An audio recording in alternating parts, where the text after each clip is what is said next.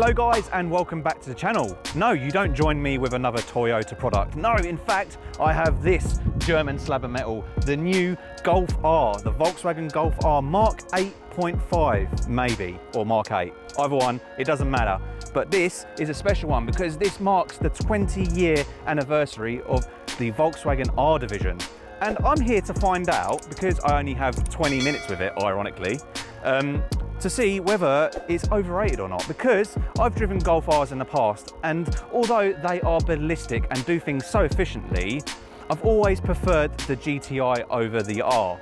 So we're going to go and find the famous hill route and go and put the car in its paces and to the test. Yes. Oh, I can't wait. Let's go.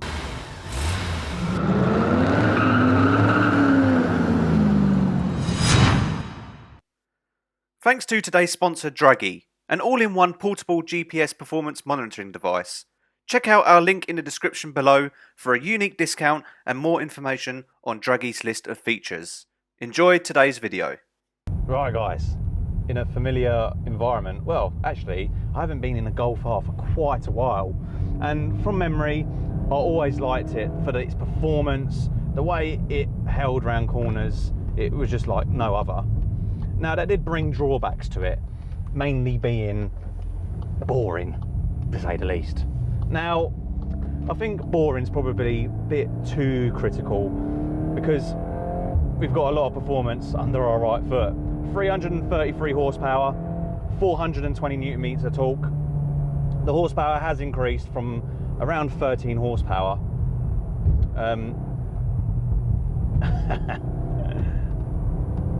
We are in Nürburgring mode at the minute, which pretty much dials everything to its maximum apart from the suspension. Of course, if you've been to the Nürburgring, yeah, it can be bumpy at times, and this car has been fine-tuned for that in mind, and I have to say, really does get its gear shift on this thing.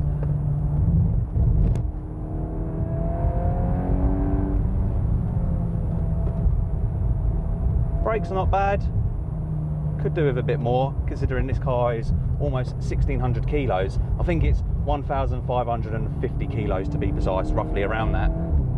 Of course, you no longer get a 6-speed manual in a Golf R. You used to in the Mark 7, a very rare sight, but I would argue for this application the 7-speed DSG is more than enough for this car. Yes, okay, for those real die-hard manual fans, yeah, I am still craving a 6-speed manual gearbox, but I think with the performance and the four-wheel drive that you have, I think the car is more suited to DSG. So it's more of an observation than a complaint. Couldn't see over that crest, bloody hell. The joys of being small.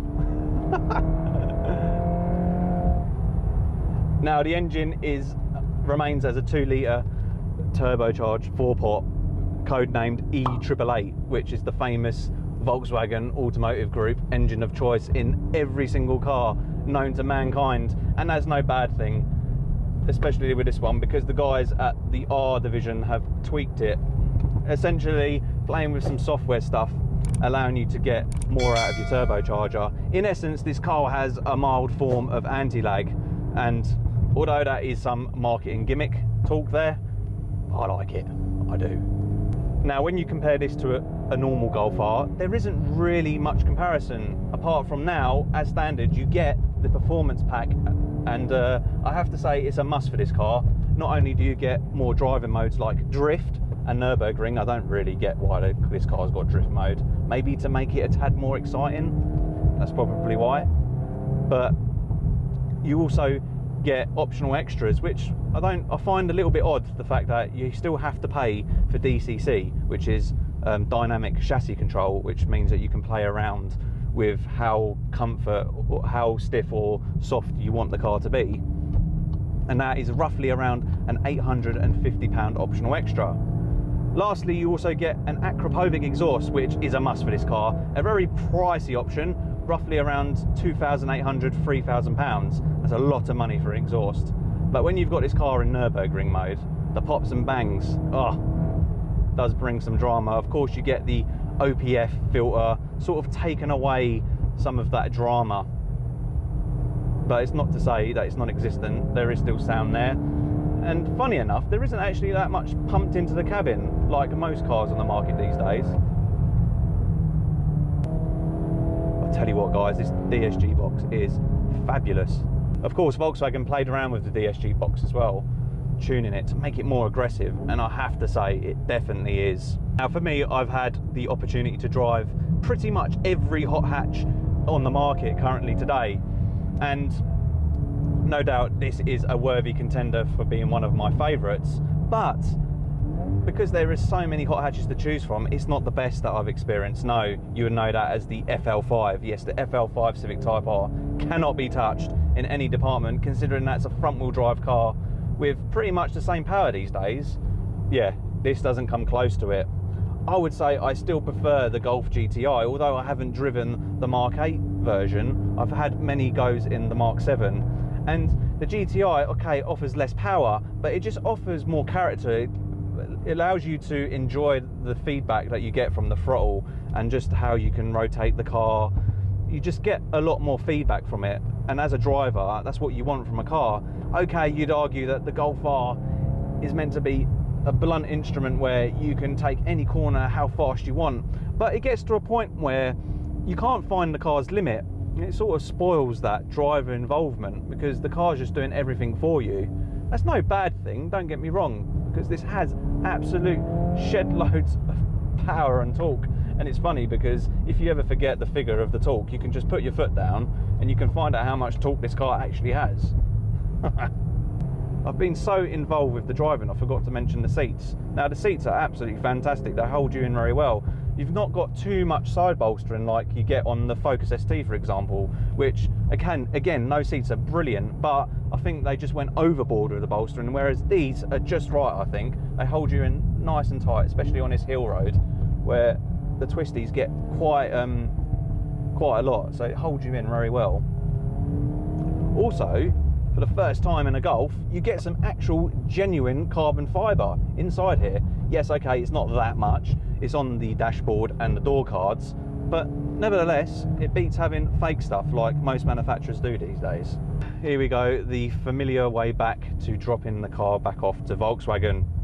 Oh, I really do like this car. It's a lot of money. This car in particular is over 55.5 grand, which is mental. But if you think about it, the Civic Type R is near enough almost there as well, considering now you can't buy them anymore. The used car market, sorry, you're probably looking at 55 grand for an FL5 as well. And I'd probably argue that you could use this more as an all-rounder in comparison to the FL5. But if you're a person that's looking for a very driver-focused car, yeah, you're probably looking at the wrong car. Again, it's not a criticism, it's more of an observation. It's still a cracking car. It's probably a great car to show for your family around in. I'd be very jealous if I had this if someone else had this as a family car. Oh, brilliant. Love it. Brilliant. Thank you very much to Volkswagen for letting me have a play. A very short play, 20 minutes or so. But yeah, cracking car. If you're looking for a good all-rounder, look no further.